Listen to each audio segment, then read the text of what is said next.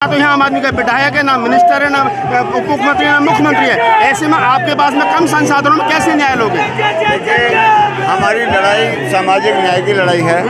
इस देश में परिवर्तन की लड़ाई है। इन लोगों ने 70 साल 75 साल की आज़ादी के बाद ये देख लिया है कि आम पार्टी बना ली, बीजेपी बना ली, कांग्रेस बनाई, समस्या वहीं की वहीं खड़ी है। सारी विपत्ति के मालिक ये हैं, संपत्ति का मालिक इनको बनाया है। तो इसलिए हमें अपने पैरों पर खड़े होकर इस देश की शासन प्रशासन में भागीदारी लेनी होगी। और जब तक हम शासन प्रशासन में भागीदारी नहीं लेंगे, जब तक हम हुक्मरान नहीं बनेंगे, ये समस्या ऐसी बनी रहेंगी।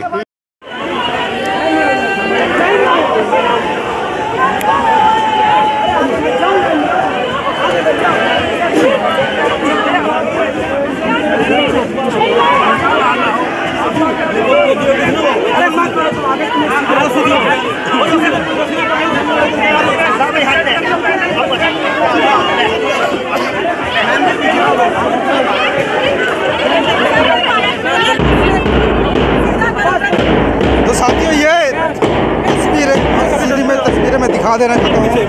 डॉक्टर रीतू जो लगभग 70 दिनों से न्याय की भीख मांग रही है, और ये सीधी तस्वीरें मैं दिल्ली यूनिवर्सिटी के गेट नंबर 4 से ये सीधी तस्वीरें जैसे कि दिखा देना चाहता हूँ। खुद उनके हाथ में वो डकली को बजाते पीछे हटने वाले नहीं, अपनी मांगों से बिल्कुल हटने वाले नहीं। हम न्याय लेकर रहेंगे। हम सुनिश्चित करेंगे कि हमारे बच्चों के लिए हम इस राजतंत्र की जड़ें हिलाने आए हैं यहाँ पर। इनको हमारे सामने झुकना होगा। ये देश किसी तानाशाही से नहीं चलेगा, ये देश संविधान से चलेगा। ये हमारी ये हमारा संकल्प है कि इसमें जो भी लोग हैं यहाँ पर सत्ता में बैठे हुए, वो इस बात को भूल जाएंगे। बिल्कुल न्याय लेकर रहेंगे, उनके बनाने से रहेंगे। वो जेल तैयार रखें, बिल्कुल निश्चित रहेंगे। हम एक जगह वो अपने लिए जेल बना रहे हैं, हमारे लिए नहीं। ये सुनिश्चित हम करेंगे कि न्याय कौन करेगा। न्याय हम करेंगे और इसके लिए हम आज सड़कों पर उतरे हैं। हमारे बच्चे जो रोज हर दिन प्रताड़ित होते हैं, वो इस हद तक प्रताड़ित किए जाते हैं कि वो अपनी आत्महत्या कर लेते हैं। और कई जगह तो आत्महत्या का रूप दे दिया जाता है जहाँ उनकी संस्थानिक जो है हत्या होती है। तो हम ये सुनिश्चित करने आए हैं, हर जगह हर पद पे किसी भी संस्था में, किसी भी सरकारी संस्था में देख लो, किसी भी पद पे बैठा हुआ व्यक्ति वो प्रताड़ित है। वो इतने ज़्यादा इंसल्ट किया जाता है। वो हमसे डिबेट कर ले, हम यहाँ पर चैलेंज करने आए हैं। जो उनके मन में ये पर्दा है ना कि वो बहुत ज़्यादा विद्वान है, वो कहीं भी श्रेष्ठ नहीं है, वो झूठ बोलते हैं। वो ज़बरदस्ती में अपने आप को साबित करते हैं। झूठ बोलो और इतनी शिद्दत से बोलो कि वो सच लगे। झूठ बोलो कि इतनी बार बोलो कि लोगों को सच का आभास होने लगे। अब ये व्यवस्था हम बदलने के लिए निकले हैं। सच को आज तक कोई दबा नहीं पाया है, तो हम इस सच को अब आगे लाने के लिए हम यहाँ सड़कों पर हैं। और दूसरी बात, नहीं दिखा रही है जिसे मानते हैं कि ये मेन मीडिया है, वो नहीं दिखा रही है आपको। और जो हम लोग दिखा रहे हैं, हम लोगों को जेल भेजा जा रहा है। 1 महीने में जेल का आप बेफिक्र नहीं। आप कोई भी अंधेरा इतना घना नहीं होता कि वो सूरज को उगने से रोक सके। और ये सुनिश्चित हम करेंगे कि अब उजाला हमारा होगा। अब हमारे समाज के बच्चे इसमें शासन करेंगे, हमारे लोग आगे आएंगे। हम यह सुनिश्चित करने के लिए यहाँ सड़कों पर हैं।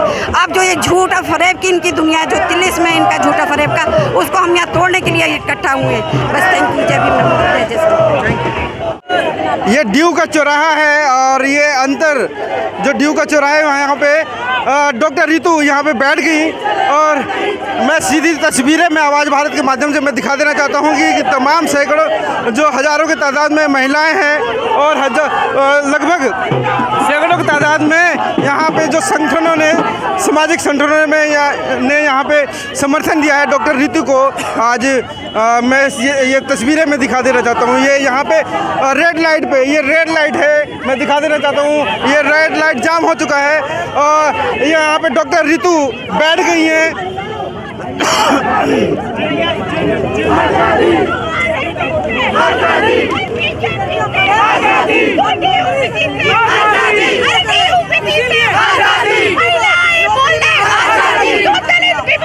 ये ना पढ़ेंगे और ना हक अधिकार जानेंगे, और हम इनका बलात्कार कर पाएंगे, और इनको घरों में नौकरानी बना पाएंगे। और बाई की तरह वो कहते हैं कि सावित्री बाई नहीं, कोटे वाली बाई, इन्हें बता के रहेंगे। ये सावित्री बाई शिक्षा की क्रांति है, ये डॉक्टर रीतू शिक्षा की क्रांति है। अगर सावित्री बाई अपने मकसद में कामयाब हुई, अगर फूलन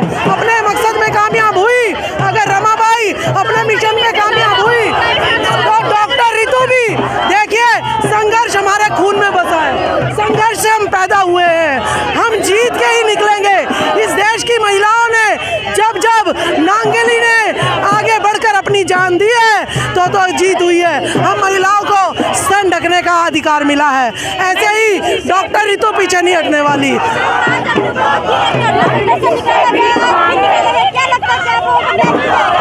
बिल्कुल मिलेगा न्याय हमें। मैंने आपको बताया, हम सावित्रीबाई फुले की बेटियां, हम जो है रमाबाई की बेटियां, हम झलकारी बाई की बेटियां हैं, वीर फुलन की बेटियां हैं। न्याय मिलेगा। इनकी अरे गुंडी सविता डरी हुई है, उसको सिक्योरिटी दी हुई है क्योंकि उसके भाई बिरादरी के लोग बैठे हुए हैं। यह गुंडा राज ज्यादा नहीं चलेगा, यह पूंजीवाद ज्यादा दिन नहीं चलेगा, यह मनुवाद ज्यादा दिन नहीं चलेगा, यह आरएसएस ज्यादा दिन नहीं चलेगी। हम कहाँ की बात कर रही हैं? ये राजतंत्र, आपको पता है ना, लोकतंत्र में तो 70 दिनों से डॉक्टर रितु सड़कों पे बैठी है। कैसे सिद्ध कर रही है आप लोकतंत्र?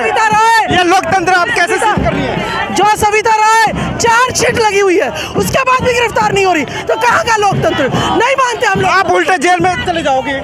मैं तो जेल में चली जाऊंगी ना, क्योंकि मैं शूद्र महिला हूँ, इसलिए जेल में जाऊंगी। और कोई बात नहीं, मैं जेल में जाऊंगी अगर जब सावित्रीबाई फुले गोबर कीचड़ और चरित्रहीनता के दाग सह सकती है तो मैं भी इस जेल में जाऊंगी। मुझे कोई नहीं फर्क पड़ता। लेकिन गुंडी सविता, आरएसएस की सविता, तुझे मार के रहेगी।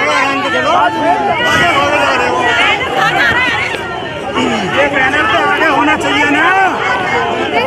तुम लोग कि जिस मांगों को लेकर के रीतू और रीतू के साथी पहले दिन से यहाँ बैठे थे कि नौकरी नहीं, न्याय चाहिए, उन्हीं मांगों को लेकर के 68 दिन के बाद भी हम लोग यहाँ बैठे हैं। और ये इस आंदोलन की सबसे बड़ी खूबसूरती है कि पहले दिन से लेकर के आज तक हम लोग अपने उद्देश्य से नहीं भटके हैं। ये उपलब्धि है इस आंदोलन की। दूसरी उपलब्धि है कि क्या निकला, तो ये निकला कि जो मनुवादी सोच के लोग, जिन लोगों ने इस यूनिवर्सिटी पर कब्जा कर रखा है, जो लोग ये चाहते हैं कि इस देश के SC ST OBC समाज के बच्चे, उनके प्रोफेसर इन यूनिवर्सिटियों में ना आए, ना पढ़ें, पढ़ लिख करके वो कामयाब ना हो, वो प्रोफेसर डॉक्टर इंजीनियर ना बने, जो लोग इस यूनिवर्सिटी के अंदर RSS की शाखाएं लगा रहे हैं और इस सबसे बड़ी यूनिवर्सिटी का भगवाकरण कर देना चाहते हैं, प्रोफेसर हमारे मंसूबा रोग कामयाब नहीं होने देंगे। हमको नौकरी नहीं, न्याय चाहिए। अगर हमको नौकरी चाहिए थी तो रीतू को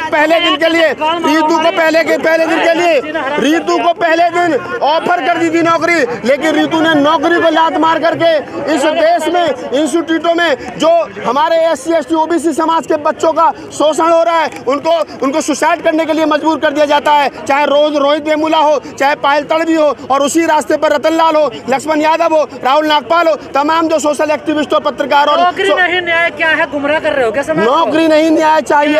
अगर नौकरी चाहिए, न्याय का मतलब यह है कि इस देश के अंदर जो शिक्षण संस्थानों में मनुवादी लोग बैठे हैं और वो इस देश के SC ST OBC समाज के बच्चों को का शोषण कर रहे हैं, उनको आगे नहीं बढ़ने दे रहे हैं, उनकी CR खराब कर रहे हैं, उनकी PhD की थीसिस जमा नहीं होने दे रहे हैं, उनसे उन तमाम लोगों से चलते रहिए। सड़क से न्याय मिल जाएगा, सड़क से न्याय मिलेगा। देखिए, सड़क का जो आंदोलन है वही न्याय की तरफ जाता है। जब सत्ता बेलगाम हो जाए तो लोगों को चाहिए कि वो रोड पर उतरे और अपने न्याय की मांग को लेकर के सड़क से न्याय मिला 2 अप्रैल का सड़क से न्याय मिला, 13 पॉइंट रोस्टर का सड़क से न्याय मिला, और कितने आंदोलन बताऊं। जब सरकार गूंगी और बहरी हो जाए तब इस देश के मूल निवासियों को, अम्बेडकरवादियों को चाहिए कि वो अपने संवैधानिक अधिकारों को बचाए रखने के लिए सड़क पर उतरे और इस देश की हुकूमत को झुकने के लिए मजबूर करें। ये हमारा अधिकार है और ये हमारे फंडामेंटल राइट्स है। तो हुकूमत कहाँ से झुकेगी, वोट से कहाँ से? हुकूमत ताकत से झुकती है और लोकतंत्र में आंदोलन करना हमारा संवैधानिक अधिकार है। तो बटे हुए हैं, पूरा समाज बटा हुआ है। कौन समाज बटा हुआ है? कहाँ बटा हुआ है? यह बहुजन समाज पार्टी है, समता सैनिक दल है, भीम आर्मी है, स्टूडेंट फेडरेशन है, वो तमाम संगठन जो बाबा साहब डॉक्टर अम्बेडकर के नाम पर अपने संगठन चला रहे हैं, उनका एक प्रतिनिधि यहाँ है। कहाँ है समाज बटा हुआ, बताओ। सर फुटबॉल आपस में कर रहे हैं। अरे कोई नहीं कर रहा है ना। ये देखिए, मैं कह रहा हूँ, ये जब न्याय की बात होगी, जब न्याय को लेकर के कोई भी बहुजन समाज का आदमी रोड पर होकर, खासतौर से SC ST का, तब बाबा साहब डॉक्टर अम्बेडकर के नाम से जो भी लोग आंदोलन संस्थाएं चलाते हैं, उनका कोई ना कोई प्रतिनिधि आपके साथ खड़ा मिलेगा। धन्यवाद। साथियों हर हालत में इस आंदोलन के माध्यम से जो ड्यू में जो चल रहा है उसको बदल के रखेंगी और बीएसपी इनके साथ हमेशा खड़ी रहेगी। बीएसपी हमेशा साथ खड़ी रहेगी। कह रहे हैं कि बीएसपी हमेशा साथ खड़ी रहेगी। सवाल वहीं खड़ा होता, 70 दिन से ज़्यादा हो गए, कब तक खड़े रहेंगे? अब आप वोट की बात करते हो तो वोट तो लोगों ने आम आदमी पार्टी को दिया, लेकिन ना तो यहाँ आम आदमी का विधायक है, ना मिनिस्टर है, ना उप मुख्यमंत्री है, ना मुख्यमंत्री है। ऐसे में आपके पास में कम संसाधनों में कैसे न्याय लोगे? हमारी लड़ाई सामाजिक न्याय की लड़ाई है, इस देश में परिवर्तन की लड़ाई है। इन लोगों ने 70 साल 75 साल की आज़ादी के बाद ये देख लिया है कि आम पार्टी बना ली, बीजेपी बना ली, कांग्रेस बनाई, समस्या वहीं की वहीं खड़ी है। सारी विपत्ति के मालिक ये हैं, संपत्ति के मालिक इनको बनाया है। तो इसलिए हमें अपने पैरों पर खड़े होकर इस देश की शासन प्रशासन में भागीदारी लेनी होगी। और जब तक हम शासन प्रशासन में भागीदारी नहीं लेंगे, जब तक हम हुक्मरान नहीं बनेंगे, ये समस्या ऐसी बनी रहेंगी। 32 लाख से ज़्यादा इस देश के अंदर संगठन है। यदि संगठन एक मत होकर वोट डालने का काम करें, एक इस देश के अंदर राष्ट्रीय पार्टी बहुजन समाज पार्टी है और बहुजन समाज पार्टी ने उत्तर प्रदेश में 4 बार सरकार चला के भी दिखाने का काम किया कि गरीबों को कैसे न्याय दिया जाता है, कैसे उनको रोजगार दिया जाता है, कैसे इस देश की यूनिवर्सिटी दी जाती है, कैसे यहाँ शिक्षा का स्तर बढ़ाया जा सकता है। तो ये सारा काम वहाँ पर करके दिखाया गया, एक रोड मॉडल उत्तर प्रदेश में पेश किया गया। अब ये जनता की ड्यूटी बनती है कि यदि हम 4 बार उधर सरकार उत्तर प्रदेश के लोग बना सकते हैं तो दिल्ली देश की राजधानी में भी सरकार बनाई जा सकती है। और यदि सरकार बनाई जाएगी तो रितु सिंह को एक दिन में न्याय मिल सकता है। मगर सरकार बनाने के लिए पहल करने के लिए हम लोग तो लगातार संघर्षरत हैं। और जब लोग छोटे छोटे लालच में जाकर मतलब ना वहाँ जाकर अपना अपमान कराने का काम करेंगे, जैसे भी आपके बीच में राजेंद्र पाल जी, यहाँ का मुख्यमंत्री अपने पीछे बाबा साहब का फोटो लगाता है, मगर बाबा साहब की जब 22 प्रतिज्ञा पड़ जाती हैं तो उसको कान पकड़ कर नीचे उतार देता है। तो ये जब तक ये चलता रहेगा, सिलसिला चलता रहेगा, जब तब इस देश के अंदर अपने हुक्मरान नहीं बनेंगे। आपने 32 लाख संगठनों का जिक्र किया सीपी साहब, लेकिन लोग ये भी कहते हैं कि अगर हिंदुओं के 1 करोड़ संगठन है तो उनका जो राजनीतिक दल है बीजेपी वो उनसे प्यार करता है, लेकिन बहन जी किसी भी सामाजिक संगठन को पसंद ही नहीं करते, तो लोग काम कैसे करें? नहीं, ये गलत सोच है। बहन कुमारी महतो जी हर उस साथी के साथ हैं, हर उस संगठन के साथ हैं। उनका हमेशा कहने का मतलब ये है कि बाबा साहब ने भी कहा था, कांशीराम साहब ने कहा, जितने हम छोटे छोटे दल बनाएंगे उतना ही हमें नुकसान होगा, क्योंकि हमें समाज को बिखेरना नहीं है, हमें समाज को एकजुट करना है। आज यदि देश के अंदर 4 करोड़ वोट बहुजन समाज पार्टी को मिलता है, इस देश के अंदर 30 नंबर की ताकत बहुजन समाज पार्टी है, तो संगठन का भी उनका दायित्व बनता है कि मतलब वो एक मत होकर वोट डालें और अपनी पार्टी को मजबूत करने का काम करें। यदि उन्होंने वोट एक मत करके डाल दिया तो निश्चित रूप से देश के अंदर वो यहाँ आपका राजा बनेगा, और जब राजा बनेगा तो ये छोटी मोटी समस्याओं का सारा समाधान होगा। आप कह रहे हैं कि कुल मिला के हर समस्या का समाधान सरकार है? बिल्कुल, बिना सरकार के इस देश के अंदर कुछ नहीं हो सकता, ना हुआ है और ना होगा। इस देश के अंदर जो ब्राह्मण 3% में जब ये देश आज़ाद हुआ नौकरी करता था, आज 88% पे नौकरी करता है। इस देश के अंदर यहाँ पर जो बहुजन है वो आज की तारीख में 12% नौकरी ले पाया है, और 88% नौकरी उसके हाथ में तो कैसे मिली? क्योंकि वो सत्ता में आया।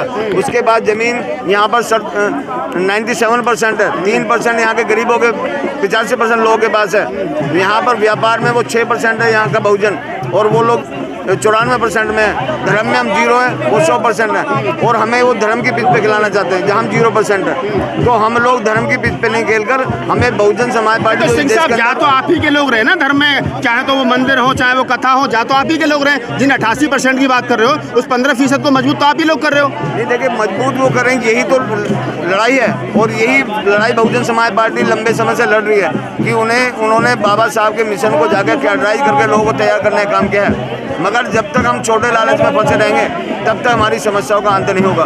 हमें छोटे लालच को छोड़कर हमें बड़ी चीज़ को प्राप्त करने के लिए उसके लिए कुर्बानी करनी पड़ेगी, उसके लिए स्वाभिमानी बनना पड़ेगा, तब हमारी समस्याओं का अंत हो सकता है। सिंह साहब, एक सवाल आपसे लेते हैं, अभी समय है हमारे पास। आप कह रहे हैं कि कैडर की बात कही, मान्यवर साहब के समय पर लंबे स्तर पर कैडर होते थे, बहुत सारे लोग कैडराइज थे।